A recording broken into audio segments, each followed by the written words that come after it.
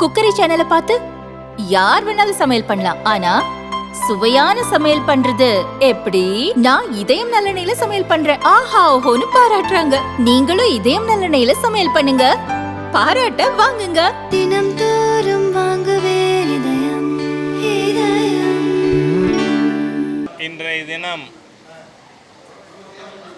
கந்தன்மலை படத்தினுடைய பாடல் வெளியீட்டு விழாவிற்கு வந்திருக்கின்ற அனைத்து ஊடக நண்பர்களுக்கும் மனமார்ந்த நன்றியை தெரிவித்துக் கொள்கிறேன். இது ஒரு சமூக படம்.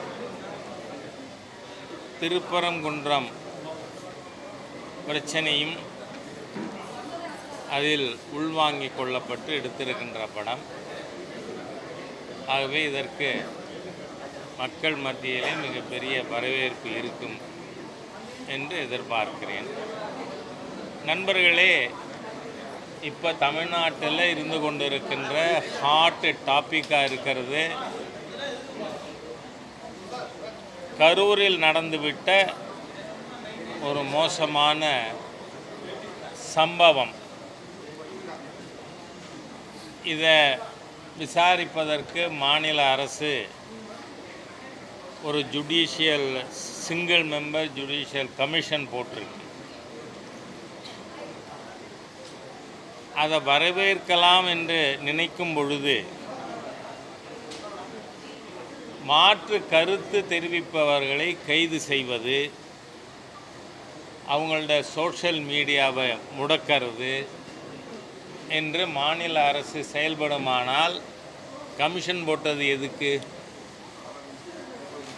உண்மை வெளில வரணும்னு தானே. உண்மை என்னங்கிறது வரட்டும். 41 பேர் இதுவரை இறந்துபட்டு இருக்கிறார்கள். 100க்கும் மேற்பட்டவர்கள் இன்னமும் சிகிச்சை பெற்று கொண்டிருக்கிறார்கள். அவர்கள் அனைவரும் விரைவிலே குணமடைய ஆண்டவனை பிரார்த்தித்துக் கொள்கிறேன். ஆனால் அரசாங்கத்தின் நடவடிக்கை மோசமானதாக இருக்கிறது. அதாவது தமிழகத்தில் கடந்த 4 ஆண்டுகளுக்கு மேலாகவே ஒரு விதமான ஊடக சர்வாதிகாரம் அரசால் நிர்பந்தத்தின் மூலமாக அந்தந்த ஊடகங்கள் அவர்கள் தப்பாக நடந்துக்கணும், சர்வாதிகாரமாக நடந்துக்கணும்னு நினைக்கலை. ஆனால் இந்த அரசின் அச்சுறுத்தல், இவங்க என்னவோ தப்பே செய்யலை போல. விஜய் அவர்கள் முதல் கூட்டம் இல்லை, இது 6வது கூட்டம். 6வது கூட்டத்தை 20 அடி அகலம் சந்திலியாக கொடுப்பாங்க அனுமதி? நான் ஓப்பனாக உண்மையை சொல்கிறதுல எனக்கு எந்த தயக்கமும் கிடையாது. இன்றைக்கி கரூரில் இருக்கின்ற நிர்வாகம், எஸ்பி எந்த மாதிரியான நபர், பக்கத்தில் இருக்கிற டவுன் பஞ்சாயத்தில் வார்டு 15ல் 12 நாட்களாக தண்ணி வரலன்னு கவுன்சிலர்கிட்ட ஒருத்தர் கேட்குறாரு. என்ன பெரிய தப்பா? வேங்க வயலில் மலத்தை கலந்தவனை கண்டுபிடிக்க முடியாத ஒரு தகுதியற்ற அரசு தானே தமிழ்நாட்டில் இருக்குது.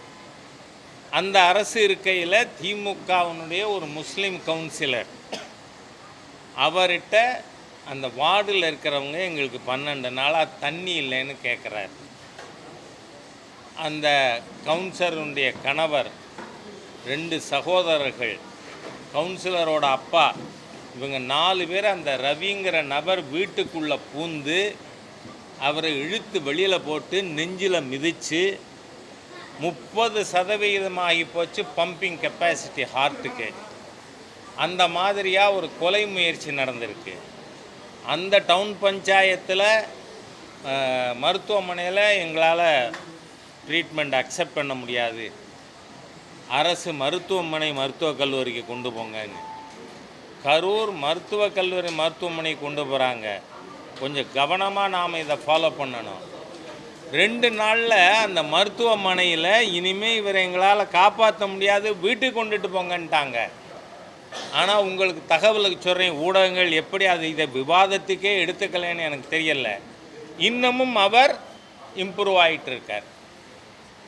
அப்படின்னா அவர் ஆஸ்பத்திரியிலேருந்து வெளியேற்றுறதுக்கு ஆளும் திராவிட முன்னேற்ற கழகத்தின் அழுத்தம் அல்லது அச்சுறுத்தல் இருந்ததாங்கிற கேள்வி வருது. Everything should be investigated. ஏன்னா இது நடந்த 4-5 நாட்கள் ஆகுது. நான் அந்த எஸ்பியை கேட்குறேன், எஃப்ஐஆர் போட்டிருக்கீங்களான்னு. இல்லை இதுவரை போடலை, வி ஆர் இன்வெஸ்டிகேட்டிங்னு. எஃப்ஐஆர் போடுறதுக்கு இன்வெஸ்டிகேஷன் முதல் ஸ்டெப்பு எஃப்ஐஆர் தானே. ஆகவே திராவிட முன்னேற்ற கழகத்தின் கரவேட்டி கட்டாத ஒருவர் எஸ்பியாக இருக்கிற மாவட்ட நிர்வாகம். அதனால் கரூரில் இந்த சம்பவம் நடந்ததில் எனக்கு எந்த ஆச்சரியமும் இல்லை. ஏன்னால் அதிகாரிகள் இன்றைக்கி அவங்க கலர் கருப்பு சிவப்பாக மாறி போயிருக்கு.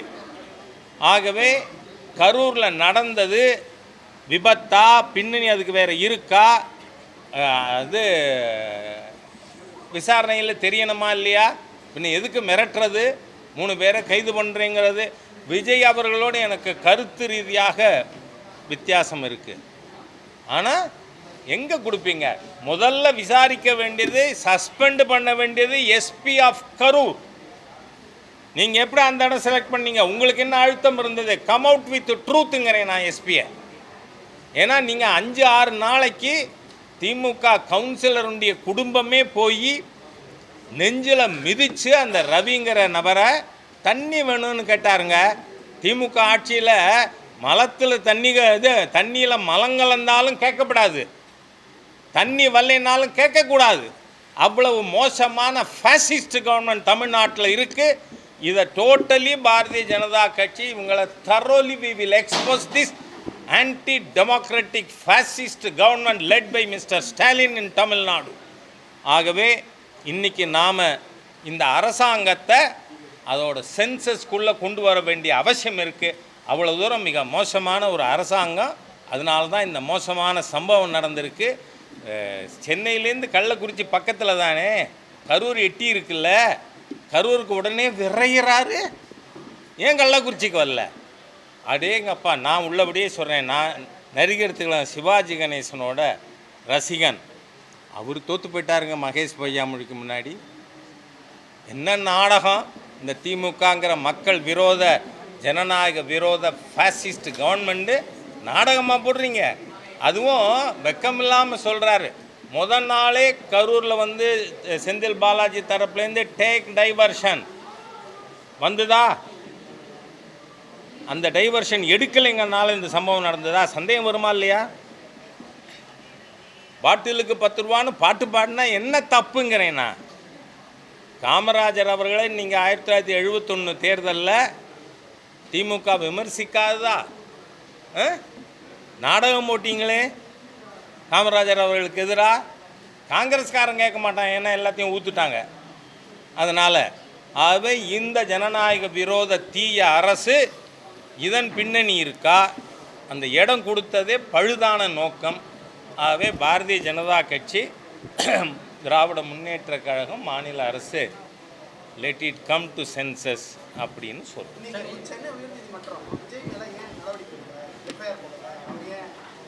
என்ன தப்பு பண்ணார்? இல்லை, நான் என்ன சொல்கிறேன் வந்து அந்த மாதிரியான கேள்விகளுக்கு எதிராக கருத்து உள்ளவனா? ஏன்னா இந்த ஹோல் இஷ்யூவில் விஜய் என்ன தப்பு பண்ணார்? நான் வந்து அவர் 1 மணி நேரம் லேட்டாக வந்தாருங்கிறீங்களே, 1 மணி இருக்கட்டும். நான் 36 மணி நேரம் கழித்து வந்தாலும் அவரை பார்க்கறதுக்காக மக்கள் காத்திருந்து பார்த்ததை நேரில் பார்த்தவன் திரு எம்ஜிஆர் அவர்கள். அது ஒரு குற்றம்னு சொல்ல முடியுமா? வர்ற வழியில் வந்து கூட்டம் இருந்திருக்கலாம், அவர் பார்த்து வந்திருக்கலாம், அதனால் தாமதமாக இருக்கலாம். அது வந்து கிரிமினாலிட்டி இல்லை. ஆனால் இந்த இடத்துல கொடுத்ததே கிரிமினாலிட்டி இன் தி மைண்டுங்கிறேன் நான். கரூர் நிர்வாகம் அதுக்கு தான் அந்த ரவியுடைய கேஸை நான் சொல்லியிருக்கேன். அந்த எஸ்பியை சஸ்பெண்ட் பண்ணுங்க முதங்கிறேன்னா, அவரை விசாரணை பண்ணுங்க, அப்போ தான் உண்மை வரும். ஏன்னா நீங்கள் ஒருத்தரை இழுத்து போட்டு நெஞ்சில் மிதித்து அவரோட பம்பிங் கெப்பாசிட்டி ஹார்ட்டுக்கு 30% குறையும். அதில் எந்த நடவடிக்கையும் எடுக்கலையே. நான் அன்றைக்கி பேசி நீங்கள் உடனடியாக எஃப்ஐஆர் போடலைன்னா நான் நேரடியாக வர வேண்டியிருக்கும்னு சொன்ன பிறகு தான் எஃப்ஐஆரே போட்டார் எஸ்பி.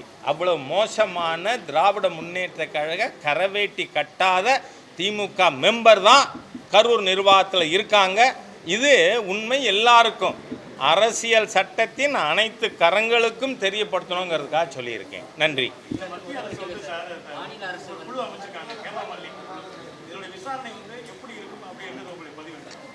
அவர்கள் நேரடியாக பாதிக்கப்பட்ட குடும்பங்களுக்கெல்லாம் போய் கருத்து கேட்டுட்டு போயிருக்காங்க. அதில் திரு தேஜஸ்வி சூர்யா பெங்களூர் பாராளுமன்ற உறுப்பினர் அதிகாரிகளை நாங்கள் கூப்பிட்டு உண்மையை தெரிஞ்சுக்கணும்னு கேட்டால் அவங்க வரல, ஒரு பார்லிமெண்ட்ரி கமிட்டிக்கு முன்னாடி அவங்க தகவல் சொல்லலை, அதனால் நாங்கள் ப்ரிவிலேஜ் மோஷன் கூட எங்களால் மூவ் பண்ண முடியும் அப்படின்னு சொல்லியிருக்கார். இவர்கள் அகில இந்திய தலைமைக்கு அவர்களுடைய ஃபைண்டிங்ஸ் அனுப்புவாங்க. அதுக்கப்புறம் national leadership would decide on it, take a call on it.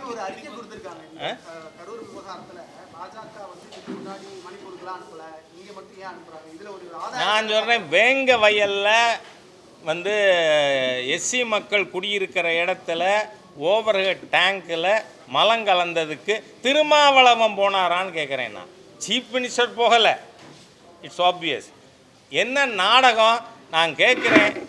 ஆளும் திராவிட முன்னேற்ற கழகத்துக்கு சொம்படிக்கிறது தவிர வேறு வேலையே கிடையாது திருமாவளவனுக்கு. என்ன பட்டியல் சமுதாய மக்களுக்காக என்ன செஞ்சுருக்கீங்க? ஒடுக்கப்பட்ட மக்களுக்காக ஏதாவது ஒன்று. இது விழுப்புரம் சீட்டும் சிதம்பரம் சீட்டும் வாங்கிறதுக்காக அந்த கட்சிக்கு பேரே அதுதான், விழுப்புரம் சிதம்பரம் கட்சி, விசிகா அதானே இருக்குது. அதனால் உங்கள் கேவலமான அரசியலை நீங்கள் மத்திய சர்க்காரை நான் கேட்குறேன், ஒரு நோபல் கவர்மெண்ட்டு மாண்புமிகு பிரதமரோட ஆட்சி ஃப்ராஜைல் 5லேருந்து 4th லார்ஜஸ்ட் எக்கானமியாக கொண்டு போயிருக்கு. படிக்கணும், புத்தி வரணும், அதெல்லாம் விட்டுட்டு ஏதோ மோடி சர்க்காரை நான் கேள்வி கேட்டுவிட்டேன்னு சொல்லிக்கிறதுக்காக திமுகவின் அறிவாலய எடுபடியாக இருக்கிற ஒருத்தர் அவர் ஏதோ சொன்னார்னு என்கிட்ட நீங்கள் கேட்குறது தேவையில்லை, அதுக்காக சொன்னேன். நன்றி.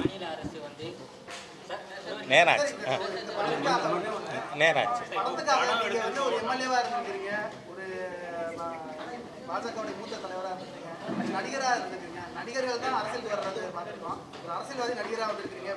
கொஞ்சம் மாற்றம் இருக்கட்டுமே.